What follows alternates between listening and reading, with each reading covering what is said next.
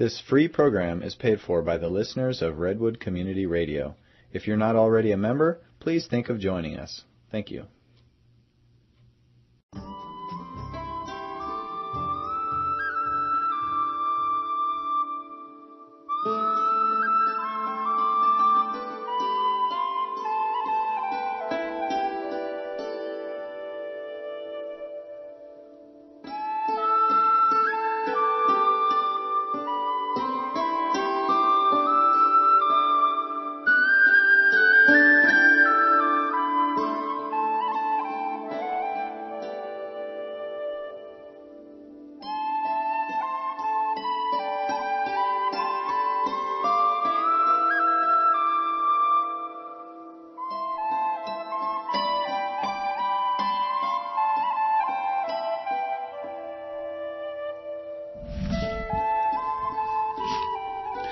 Well, welcome to this month's Ask You Herb Doctor. My name's Andrew Murray, and for those of you who perhaps have never listened to the shows which run every third Friday of the month from 7 till 8 p.m, I'm a licensed medical herbalist who trained in England and graduated there with a degree in herbal medicine. We run a clinic in Garberville where we consult with clients about a wide range of conditions and recommend herbal medicine and dietary advice. So you're listening to Ask Your Herb Doctor, KMUD Garberville 91.1 FM. Excuse me, and from 7:30 until the end of the show at 8 o'clock, you're invited to call in with any questions either related or unrelated to this month's subject of, very many varied questions, cholesterol, further questions from people asking about various different conditions. It's going to be a kind of open-ended show, asking, like I said, many different questions that I'm getting on a fairly consistent basis because it goes contrary to popular belief. So the number, if you live in the area, is 923-3911, or if you live outside the area, the toll-free number is 1-800-KMUD-RAD. It can also be reached at the end of the show on 1-888-WBM, and generally Monday through Friday, business hours. Okay, so once again, for those people who perhaps have never tuned into the show, Dr. Raymond Peat has become a fairly firm fixture to our monthly shows, and we're very pleased and very happy to have his wisdom on the show. So it's very nice of you to join us again, Dr. Peat. Hi. Thanks. Thank you for joining. Like I said, every month, pretty much, there might have been people who have not heard of you. And that'd be a very good idea for you to just give us a resume of your professional and academic background before we get started. Okay. I taught in several areas.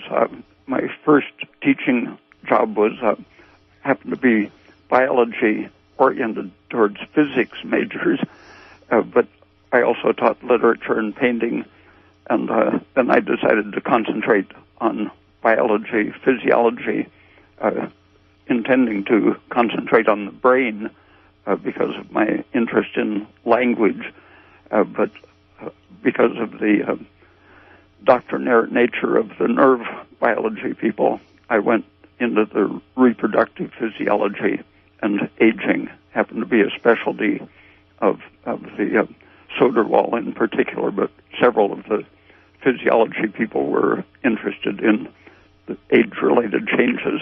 So that's what I did my dissertation on, 1972. Very good. Okay, now I understand that you have been advising a wide range of people about a wide range of conditions with your personalized research-based approach to sickness, disease, ill health, and you have some pretty groundbreaking ideas that are not at all common. I wanted to kind of open up the show, the beginning of the show, and just remind people that they're welcome to call in. We generally have people calling in from 7:30 till the end of the show at 8 o'clock, but if people want to call in at any time, I think they should leave that open to people, because it's always get the phones ringing perhaps, and people end up having to hang up before they get their turn to get their question in. So let's just open up the lines from now until the end of the show at 8 o'clock. But Dr. Peat, I had several questions that I wanted to pose you before we get on with the kind of broader subject of tonight. And I get quite a few people have been asking this question, and so just wanted to put it to you and for you to answer yourself. One person in particular has a young friend who's in hospital with preeclampsia, and the doctors actually want her to abort the baby, and this lady in particular won't abort, as she's trying to keep her blood pressure under control, but the doctors don't have it under control, and it spikes up and down. She's very health conscious, and they're letting her eat her own food while in the hospital, and she's at 24 weeks, and they say that she has to remain in the hospital until the birth. What's your general impression of preeclampsia and the best approach to its treatment? Because I know there's lots of differing solutions for it, and and doctors certainly have their own approach to it. But physiologically, how do you view preeclampsia and its treatment? When I first was interested in biology, I saw that preeclampsia was one of the most dogmatic areas of medicine, and until fairly recently, about 30 years ago, almost all doctors were taught that it is a genetic related disease, sort of intended to kill off poor people, because poor people had a very high incidence of preeclampsia and other pregnancy-related problems. And the idea was that the mother's nutrition had nothing to do with the development of the baby. Bad genes in the baby were possibly poisoning the mother, was a theory. But Tom Brewer, a medical doctor who happened to actually study nutrition, was instrumental in gradually, over a period of 30 years, changing that medical dogma. It still isn't very clearly understood, but two people influenced by him were Douglas Shanklin and Jay Hoden, who wrote a book about, I guess, 40 years ago now, called Maternal Nutrition and Child Health. And Tom Brewer had found that just having the women salt their food to taste and drink at least a quart, maybe 2 quarts of milk a day, but to definitely get 80 grams or more of protein per day. And he said that what was currently popular at that time for controlling the blood pressure of eclampsia related to the idea that blood pressure in anyone with hypertension could be controlled by restricting salt. And that idea was promoted by the drug industry when they came out with diuretics that were supposed to cure blood pressure by causing you to lose salt in the urine. So that was applied unscientifically to the high blood pressure of preeclampsia, and it was killing and causing defects in the babies by starving their brains, by reducing the blood volume. And Tom Brewer observed that a farmer who restricted the sodium for his pregnant pigs would soon go out of business. Right. But it took a long time to stop that sort of barbaric pharmaceutical instigated practice. The book by Shanklin and Hoden cited some studies in which the only intervention was to supplement sodium several grams extra a day, and those studies showed that in some cases just increasing the amount of salt in the diet was enough to correct the blood pressure by increasing the volume of fluid and blood so that there was enough blood in circulation to properly oxygenate the fetus. Mm-hmm. And with proper oxygenation, then the kidney could regulate things so that the production of aldosterone decreased. Salt intake is directly related to the suppression of aldosterone, which increases blood pressure. Right. So when you restrict salt, you increase aldosterone, which increases blood pressure. Right. In Tom Brewer's approach, since he recommended milk, a couple quarts of milk a day, and fruit, vegetables, he was also increasing, on average, their calcium and vitamin D intake, and those happen to be very protective for blood pressure in general, and especially in preeclampsia. Mm. So the almost exact opposite of what the current recommendations are. They're normally salt restriction, and the dietary advice is definitely not in keeping with what you just mentioned. Okay, so the basic idea is to increase the protein content of the mother's diet and increase the salt intake. And the calcium. And calcium and vitamin D. Sorry, yeah, you mentioned those two things. Now, what do you think is the best source of protein? I know you're a big advocate of gelatin as a balanced kind of amino acid-based protein. Milk, cheese, eggs, and among the vegetables, potatoes are the best protein. Okay, very good. Okay, good. So that's the first question I had. So that person hopefully will receive this either on the online archive, or I can directly post it to them.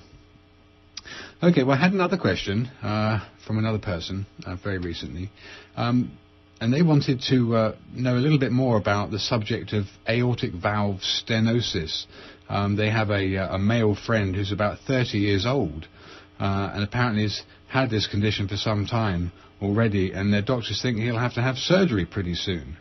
So aortic valve stenosis, where the valve is narrowing and causing a murmur and or other volumetric flow problems.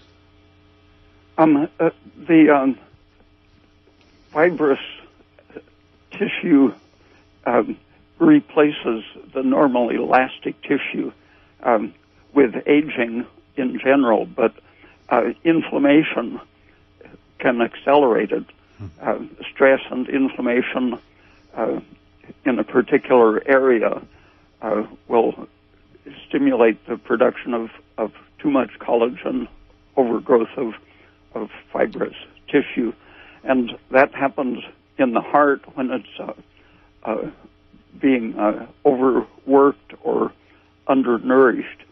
And the valve happens to just be an area which is constantly being stretched and stressed by the amount of work it does. And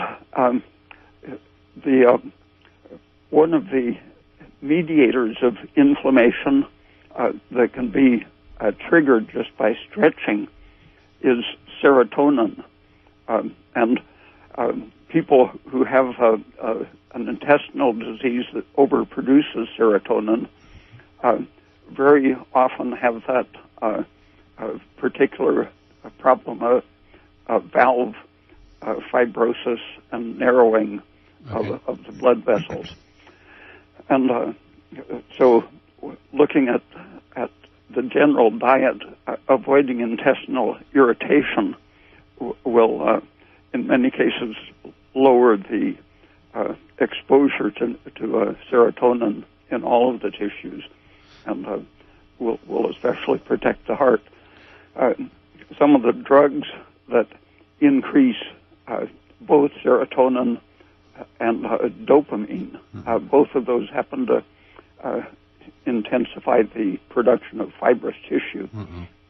So the SSRIs we're talking about here, or? Yeah, in particular, those are the worst. But currently very common medication. Yeah. Okay. And things that cause inflammation generally. So aspirin is very protective against almost any kind of degenerative and fibrotic disease, even radiation exposure. Mm-hmm.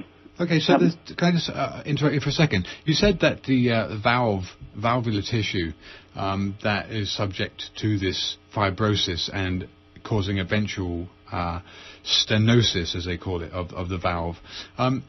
Is this serotonin actually produced within the cells of the valve, or is this something that is more of a systemic circulating component?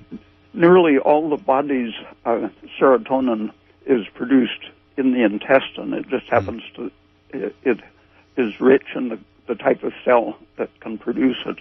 And with a bad diet, those cells multiply and can even form tumors.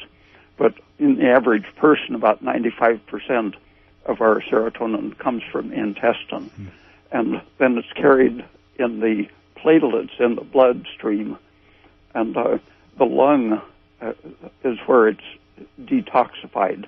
The platelets should not give up their serotonin until they reach the lungs. Okay. But with overwork or various things that produce inflammation, the whole lining of the circulatory system can be overexposed to serotonin, and the valve happens to get both the stretching and the chemical exposure. Okay. And hormonal situations that, for example, cause you to hyperventilate and not retain enough carbon dioxide will cause the platelets to dump out their serotonin and cause increased inflammation. So any systemic stress that causes a loss of carbon dioxide will increase that. And diabetes happens to be a failure to oxidize sugar properly, and instead it turns sugar to lactic acid, and the lactic acid displaces the carbon dioxide, and the loss of carbon dioxide causes serotonin exposure. Yeah. Do you think that you could measure the serotonin on the breath as a marker of how stressed somebody is? I wonder if there's any easy. Do you know of any? Yeah, you can measure almost anything in the breath with the right apparatus, but since serotonin acts partly through the stimulation of nitric oxide in any cell that it's irritating, the process of forming inflammation and fibrosis under the influence of serotonin involves the local increase of nitric oxide. And being a gas, nitric oxide is easy to see in the breath. Okay. And so they're analyzing a person's health just by measuring the amount of nitric oxide in the breath. Yeah, sounds like a pretty good way to get a measurement on it. Well, okay, they're very interesting. I think it's always good to refresh people's understanding, or at least their concepts, to get changed by some new news about things. And I know in the news they're always coming up with various studies and articles. It's just takes a long time for it to get to the mainstream medical community. So again, go ahead.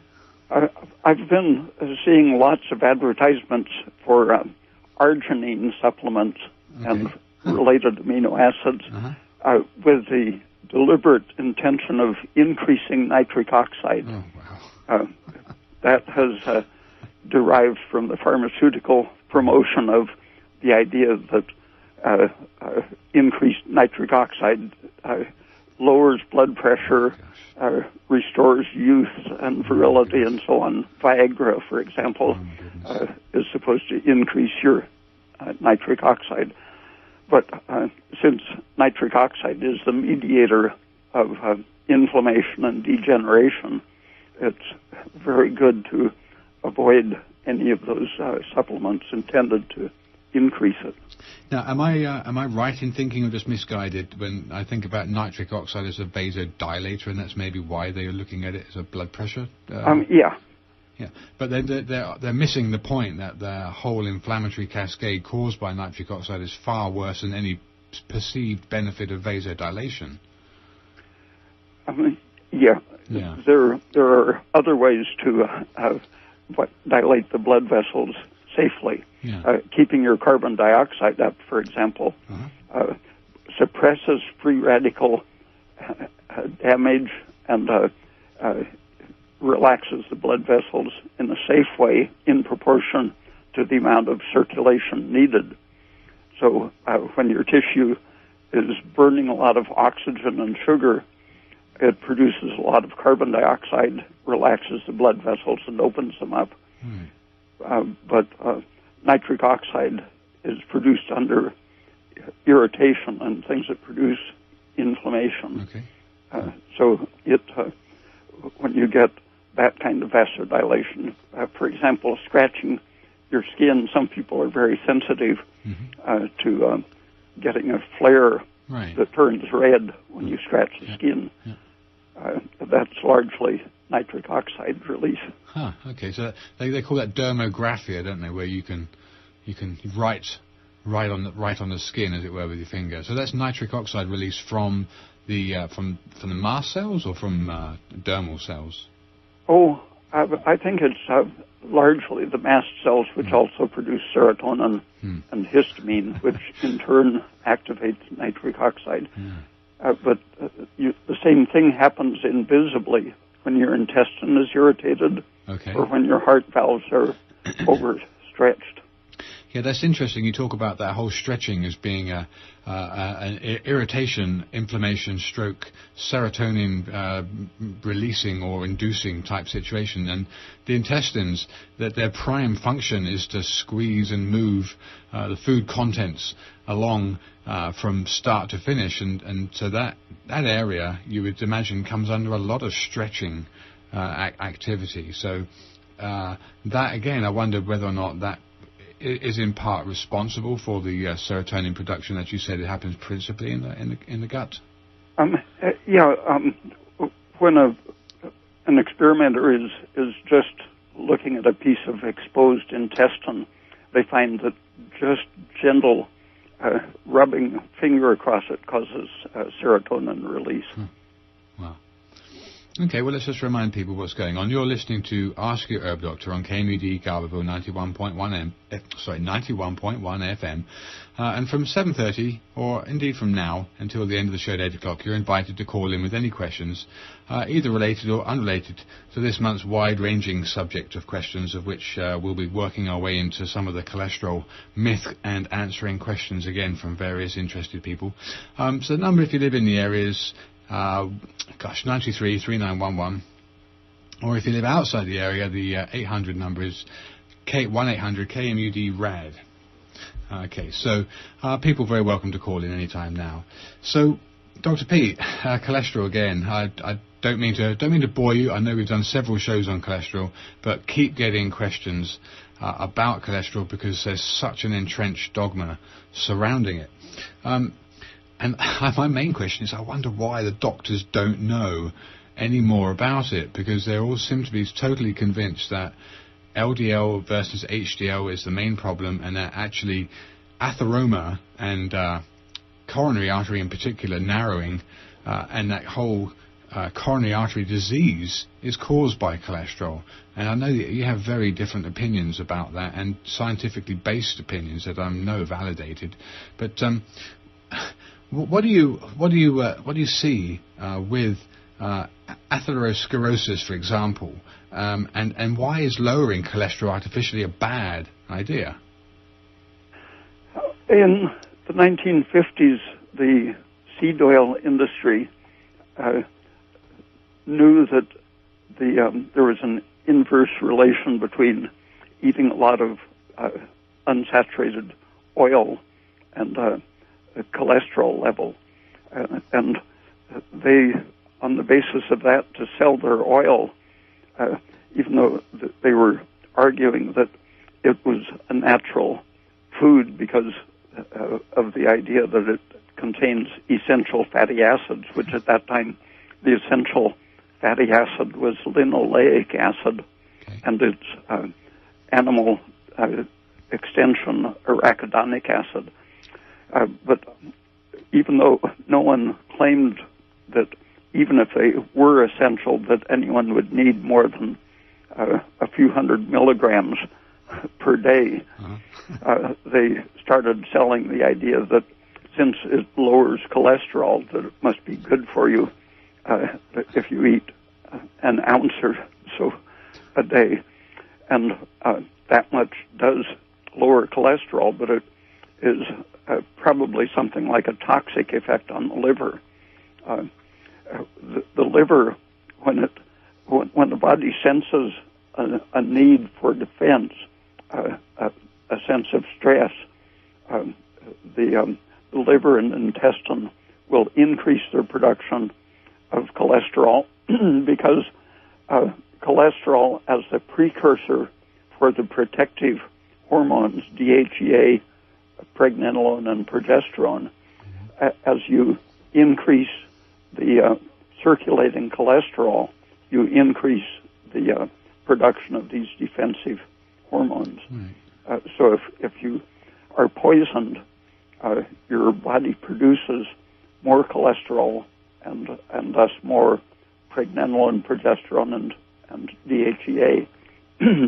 And if for 70 or 80 years now, it's been demonstrated over and over that any poison you can think of, if you inject intravenously cholesterol, it's an antidote for everything from arsenic to cobra venom. It protects red cells against breaking down and so on, but it protects every cell in the body and practically at every imaginable level, from the stability of chromosomes and DNA to the stability of the mitotic cell division apparatus to the so-called membrane or cytoarchitecture that holds the cell together.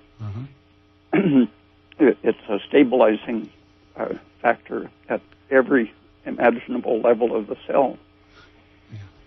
Okay, I don't mean to cut you short, and I will pick up this after this next caller's posted their question to you, but we have a caller on the line, so let's just start by taking this first caller. Caller, you're on the air, and where are you calling from?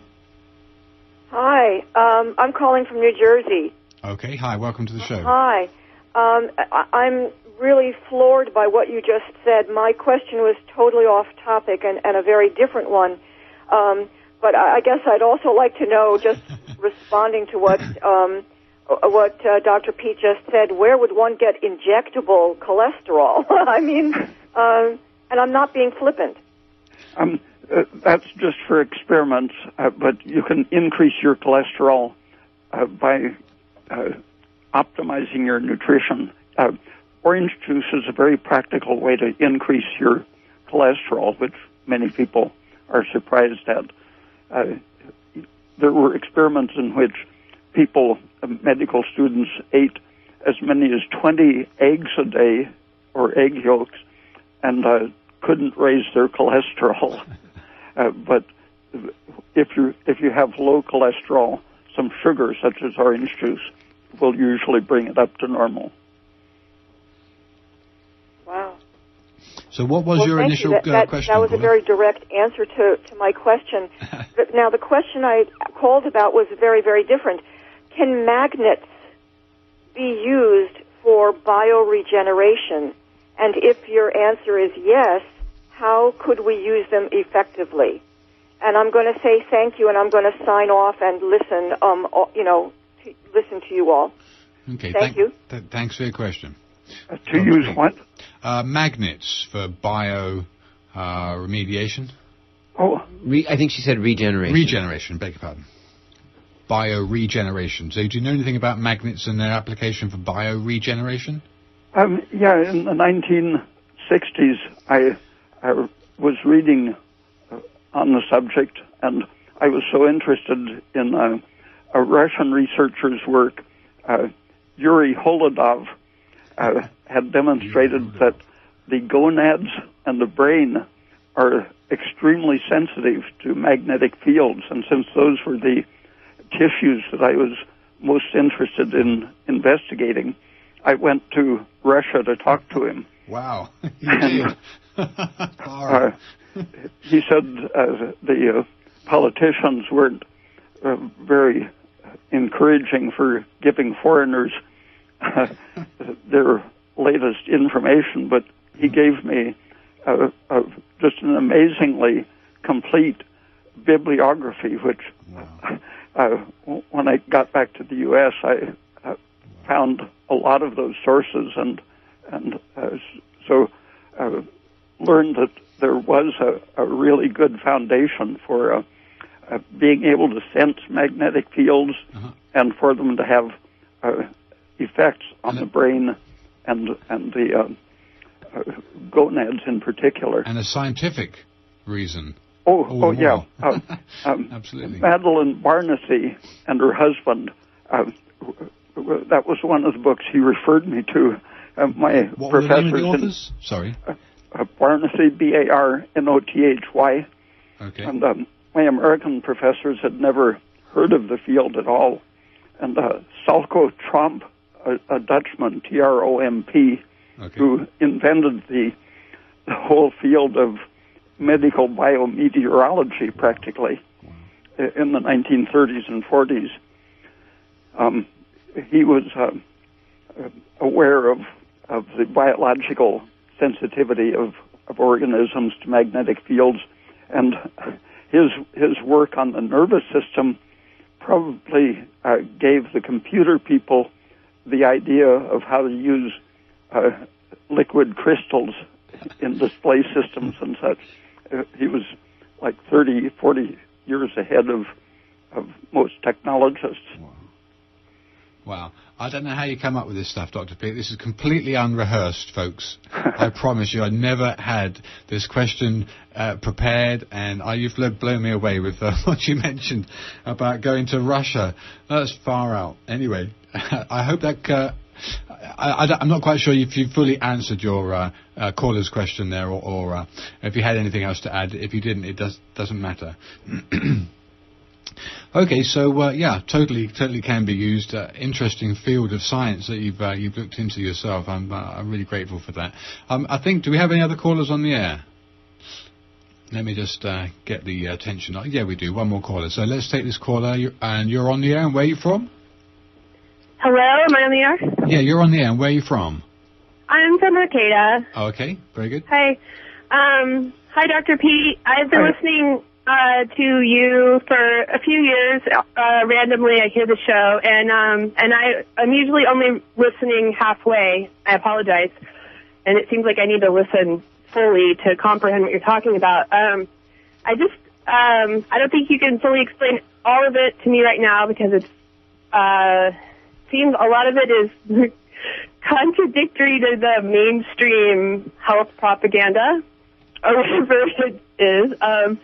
But could you just explain the part about the serotonin not being a beneficial thing? Because it seems like we get a lot of how beneficial serotonin is for just, thinking happy thoughts and stuff. And now I'm hearing from you that it's not really good to have serotonin, so I'm a little confused about that. If you could just simplify something for me in that way.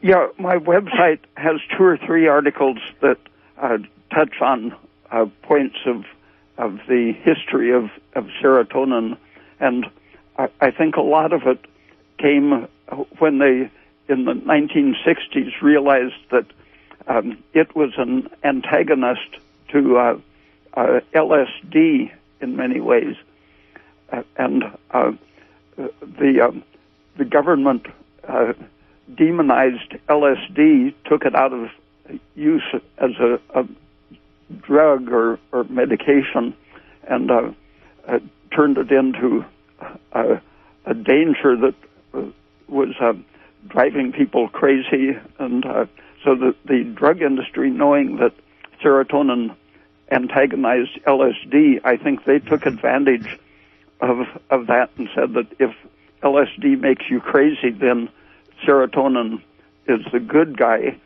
And but before that, people who studied the intestinal tumor that overproduces serotonin, psychosis and aggression and anxiety were outstanding features of their psychotic state from being flooded with huge amounts of serotonin.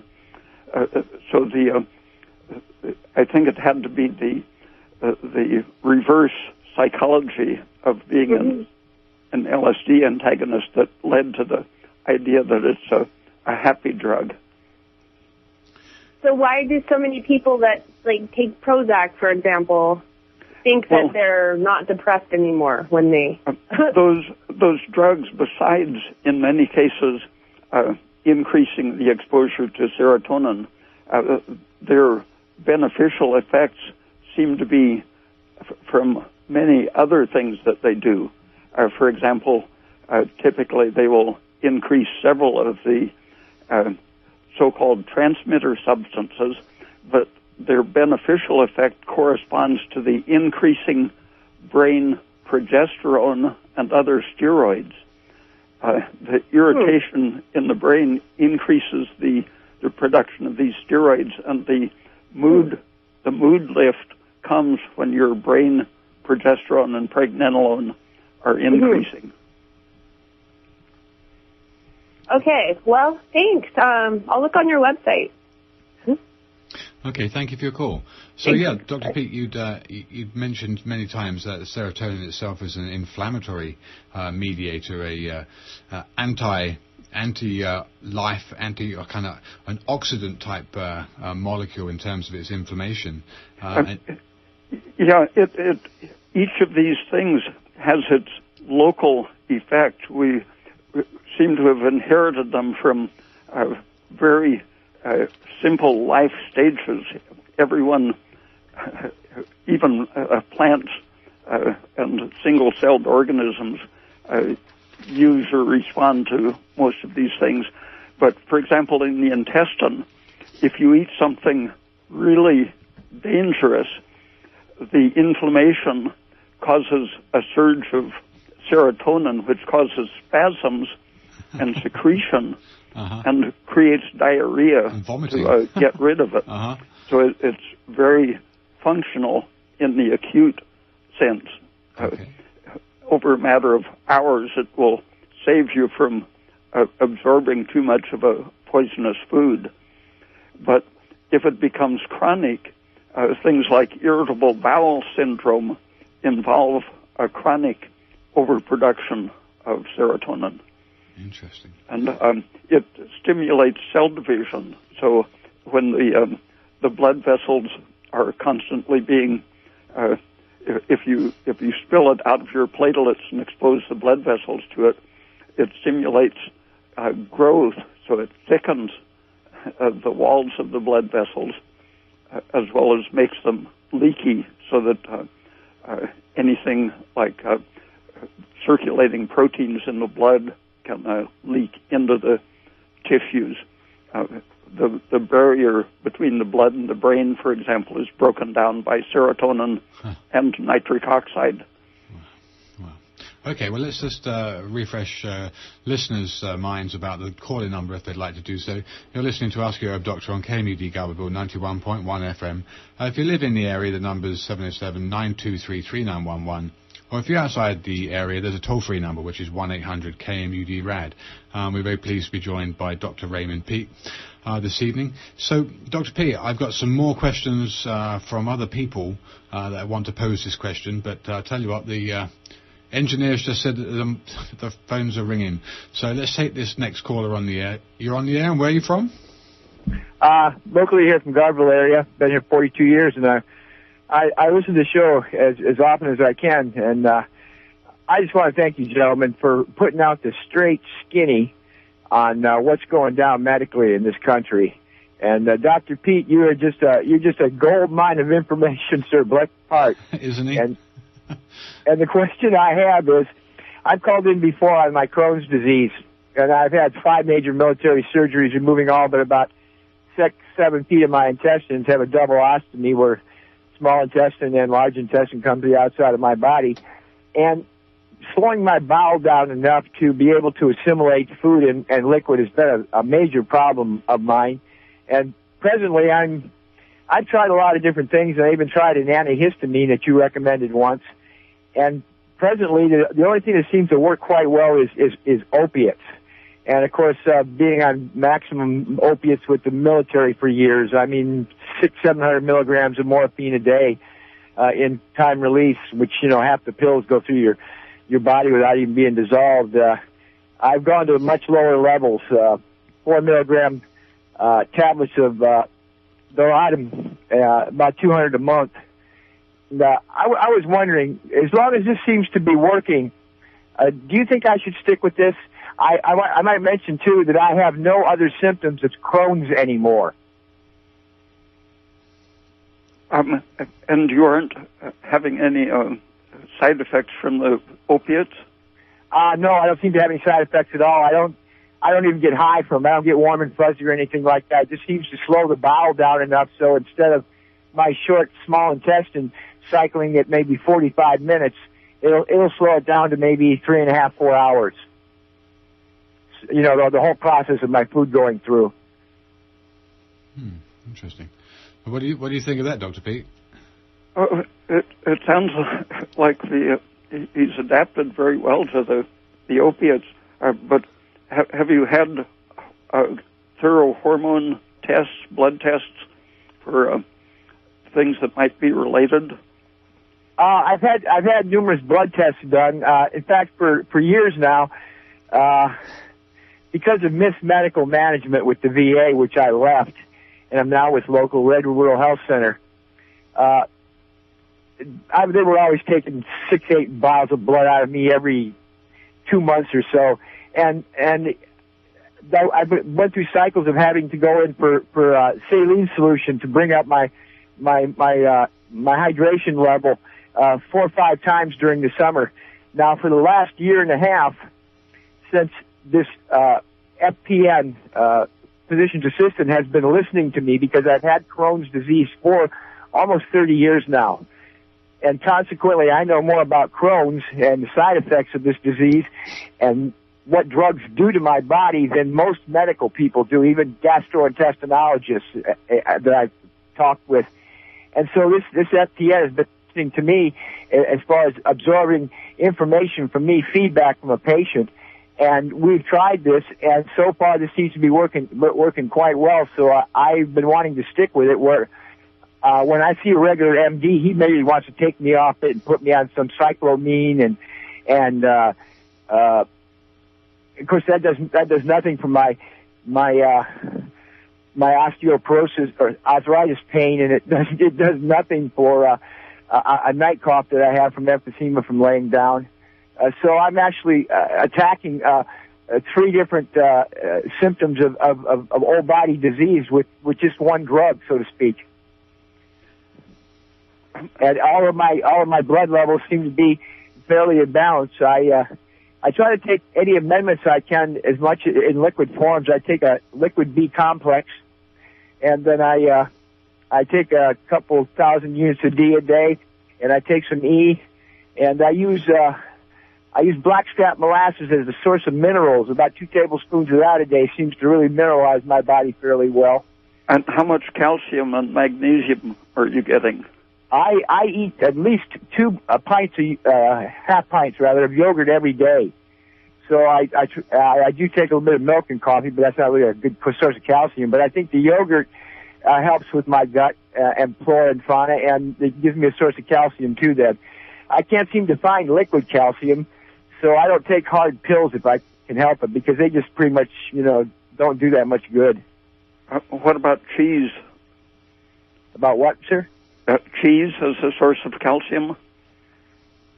I'm a coffee drinker, pretty much. I use that for a diuretic to keep my kidneys functioning.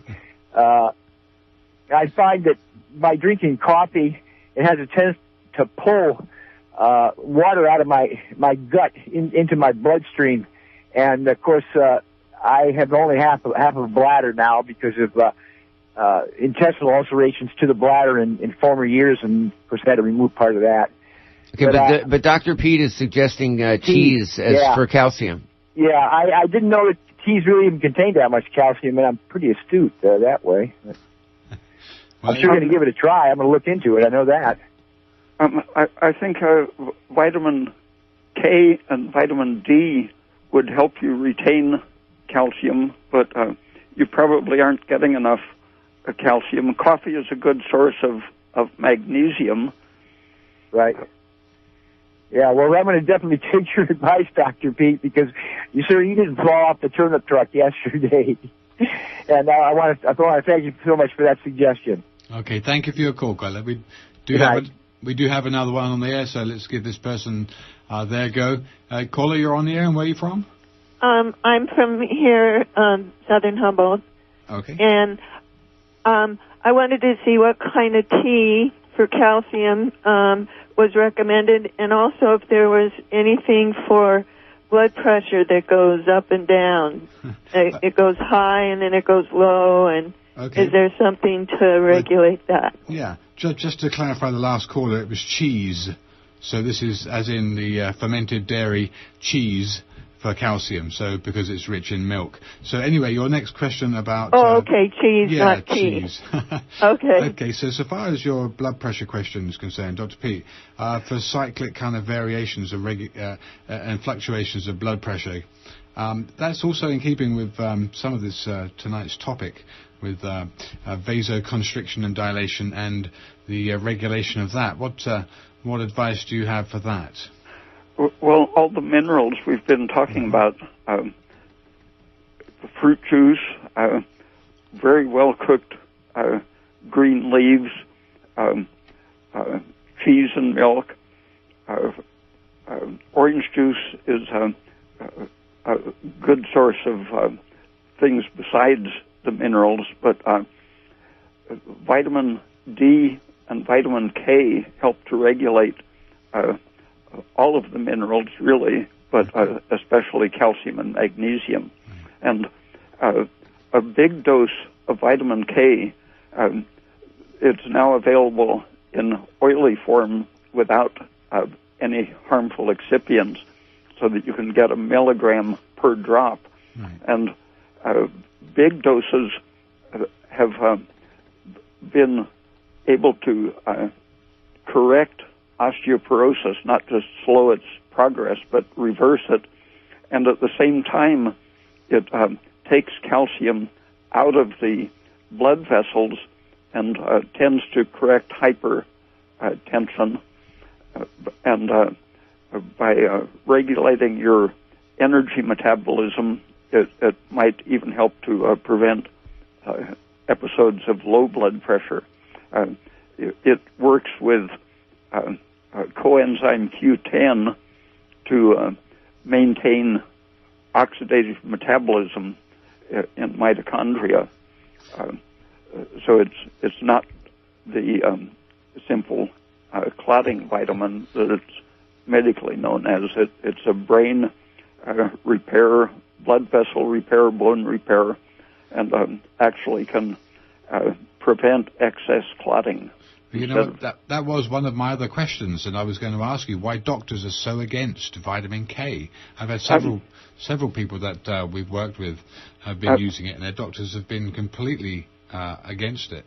They were taught in medical school that K stands for clot, and that if you take vitamin K, you will increase blood clotting. But that's what they all say. They all say it's going to increase your clotting, and they get very concerned, especially if they're patients using warfarin or other blood-thinning drugs.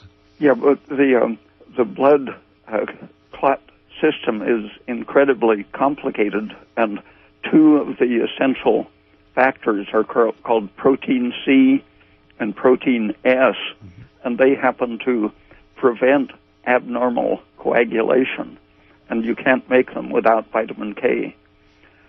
And they're involved not just in preventing clots, but in many other cell functions. So you said that a big dose of vitamin K, what would that be for daily use? Well, I know several people who used around 50 milligrams per day for one person who had a chronic steady blood pressure of 220 over 70, a tremendous gap between the top and bottom numbers. In 2 or 3 weeks was down to 140 over 70. One person who was taking a drug to prevent hypertension started on similar doses, and within a couple of weeks his blood pressure was getting too low, so he had to stop his drug. Okay. Well, Dr. Okay, thank you. We do have... Thank you for your call, caller. Thank you for your question, rather, caller. We've got 2 other people on the line, Hello? So just want to wait see if we can get these people. Hi, you're on the air. Where are you from? Hello? Hi. Yes, I'm from Phil here in Southern Humboldt. Hi. I've got two questions. One about the vitamin K. Hello? Yeah, you're on the air. Okay, one about the vitamin K. I'm taking Pradaxa right now as a blood thinner because I have a situation with atrial fibrillation, and I was taking a calcium that had vitamin K in it and other things that helped you absorb the calcium. But the lady at the health food store said that vitamin K thins the blood, so if you're taking a blood thinner already, it might be too much. It might be too much of a blood thinner to take the vitamin K. What do you think about that? No, I've never heard of that. So you think that it's okay to take the vitamin K as well as the blood thinner? I think so. It's good to have your blood clotting system checked periodically, though, if you're taking a warfarin type. I'm taking Pradaxa. I didn't notice that there was a problem. Like, a couple times I've cut myself, and, my blood seemed to coagulate just fine. I think even while I was taking the calcium with the vitamin K, but I ran out of it, and I was going to get some new, and the lady was warning me about it. But you think it's all right? Because it does help you absorb calcium, doesn't it? Well, it helps regulate calcium in all the systems. I'm not sure about the absorption in your intestine, but it puts it into your bones and keeps it from going into your arteries. Oh, well, that's good.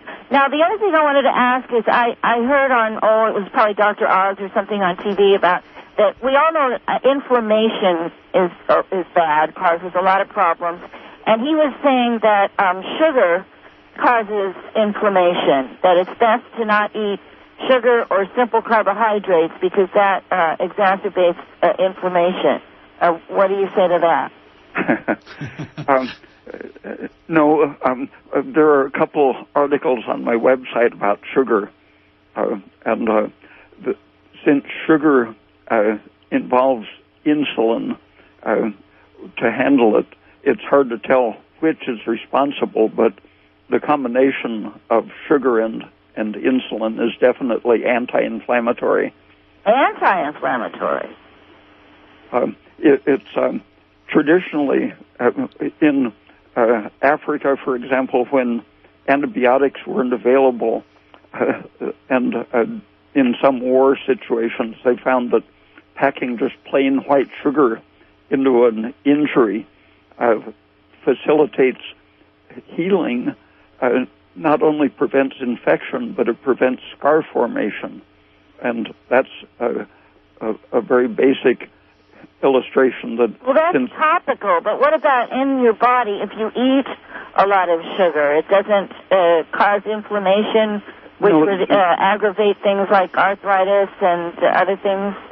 No, the combination of insulin and sugar it suppresses some of the inflammatory things, such as nitric oxide. Hypoglycemia, a diabetic is unable to oxidize sugar, and so diabetes and hypoglycemia have in common the promotion of inflammatory mediators, cytokines of various sorts including nitric oxide. And so you can either do something to lower your blood sugar too much or block its use, as in diabetes. Both of those situations turn on inflammation. And the normal use of sugar is definitely anti-inflammatory. Well, how much would you say is the normal use? There's so much controversy around sugar. I happen to like to drink fruit juice without added sugar, but there's a lot of natural sugar in fruit juice, and people are always telling me I drink too much juice and it's got too much sugar in it, and that's not good. Well, in the form of juice, since the juices will always have minerals, especially potassium, there were experiments in which sugar disposition was followed, and they looked at the factors that were causing cells to be able to use the glucose effectively, and it turned out that potassium was more involved in handling glucose than insulin was. And since fruit juice always has a lot of potassium, you don't need nearly as much insulin secretion to handle the sugar. So the story that it's going to disturb your blood sugar is very inaccurate. Eating a piece of bread is much more disturbing to your insulin and blood sugar system than drinking a similar number of calories as fruit juice. So if I wanted to limit my calories, it would be better to limit carbohydrates and keep up with the juice and not eliminate the juice? Yeah, the juices are basically more nutritious than the starches. Even if they're cooked, most juices are cooked, most juices aren't raw. Yeah, that's okay. Does that make a difference? Not much. Oh, okay. Do you mean pasteurized? Yeah. I drink the good juice like Knudsen and Santa Cruz Organic, which, don't have any added sugar, but they, I think they are pasteurized. Something like Odwalla is flash frozen, so it has maybe a little bit more closer to a raw juice. I don't juice my own juices. I'm going to actually have to call both of you in. I'm afraid it's getting to be almost 2 minutes to the top of the hour. Sorry about that. No, you're very welcome. Well, thank you for calling. For the other person that's waiting on the line, I'm afraid we won't be able to take your call. But Dr. Raymond Peat, thank you so much for your time again. I really appreciate all of your contribution to the show, and I know all the people that got a response from you have certainly got information. And for those people who never had a chance to ask their call, then the third Friday of every month. So, Dr. Peat, thanks so much for your time. I'll give out your information. Okay, thanks. Okay, so for those people who've listened to Dr. Raymond Peat for the first time, or those people who've perhaps heard of him anyway, his website is a very good source of material, fully referenced scientific material, which will give you the facts and not the I don't know what you want to call it, just hearsay. It's factual scientific information. His website is www.raypeat.com, RAYPEAT, full of articles, well worth listening and reading. He's been doing this for nearly 40 years. Okay, so for people that have called in tonight, thanks so much for participating in the show. It's completely unstaged. I don't know who's going to call, what they're going to ask questions about, but this evening's show was very interesting with Dr. Peat going to Russia. That was a corker. Okay, so for those people who would like to get in touch with us, Monday through Friday, we have a toll-free number, 1-888-WBM-ERB. Okay, so thanks so much for listening and being part of the show. We hope you got some good information from it and you've got something to think about. So until the third Friday of next month, good night. Thank you, Doc.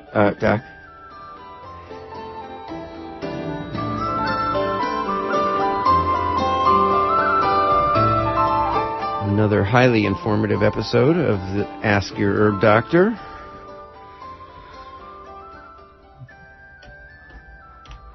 My favorite talk show on the mud. I can't deny it. KMUD thanks Jessica Baker of Jade Dragon Acupuncture for her support of Redwood Community Radio. Practicing traditional Chinese medicine, Jessica treats conditions ranging from psoriasis to post-traumatic stress. Located at 607 F Street, Arcata, Jade Dragon Acupuncture can be reached at 822-4300, online at jadedragonacupuncture.com. This is Redwood Community Radio, KMUD Garberville. Please remember that this program is supported by the listener members of Redwood Community Radio. If you like what you hear, please consider becoming a member of KMUD or renewing if you've already joined. A regular yearly membership is $50, but we accept any amount. Help us keep free speech alive.